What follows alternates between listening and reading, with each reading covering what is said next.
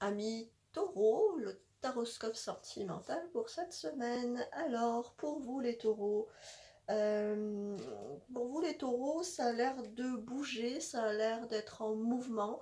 Ça n'a pas l'air d'être totalement calme comme vous aimeriez que ce soit. Euh, j'ai le sentiment qu'il y a quelque chose comme un obstacle qui est sur votre route au niveau relationnel, donc que ce soit votre couple, que ce soit en famille.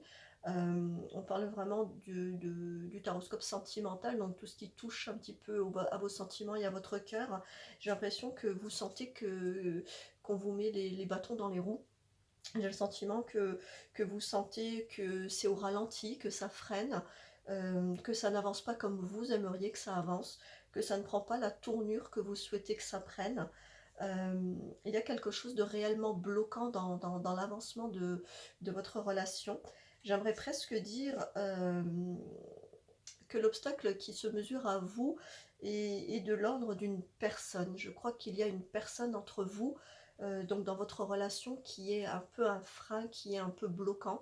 Euh, je crois qu'il y a quelqu'un qui vous met les bâtons dans les roues. Donc voilà, si vous sentez que votre relation n'avance pas comme elle devrait peut-être avancer, ou que vous n'êtes pas aussi en harmonie que ça devrait l'être, euh, il faudrait peut-être que vous regardiez autour de vous, parce que je pense qu'il y a une tierce personne, comme si vous étiez un peu dans un triangle, c'est-à-dire vous deux, votre relation avec votre conjoint, votre conjointe, votre femme, votre mari, enfin voilà, et que il y a quelqu'un sur votre chemin, il y a quelqu'un qui vous met un frein, qui s'immisce peut-être un peu beaucoup, qui est là, qui revient, peut-être quelqu'un qui était sorti de votre vie et hop, qui réapparaît comme enchantement, comme par enchantement, mais en tout cas, ça a l'air de créer pas mal de dysfonctionnements dans votre relation sentimentale.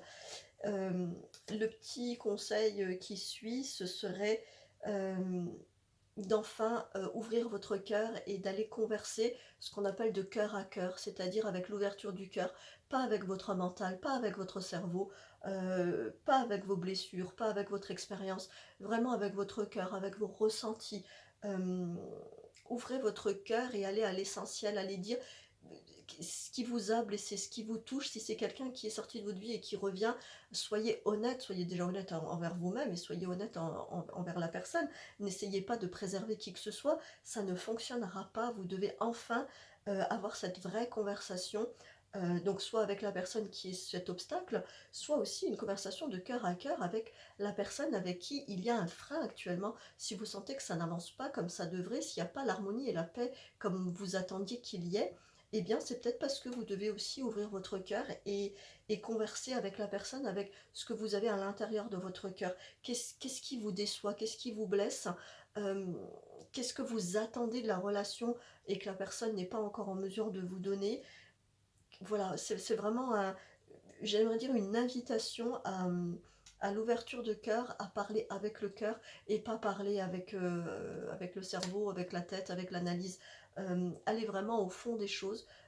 Écoutez-vous, écoutez votre intuition, écoutez vos ressentis corporels, c'est-à-dire comment ça vibre à l'intérieur de vous, et, euh, et osez faire en sorte que ça change, que ça bouge, mais que ça bouge dans le sens dans lequel ça devrait bouger, c'est-à-dire dans le vrai bon sens, dans celui que vous travaillez pour, en fait, hein, vous faites tout pour que ce soit harmonieux et en paix, et avec cet obstacle qui vient se mesurer à vous, ben, voilà, ça freine, c'est pas ce que ça devrait être. Alors, le petit conseil de cette semaine, c'est ouvrez votre cœur et parlez de cœur à cœur, voilà, c'est comme ça que ça se passera.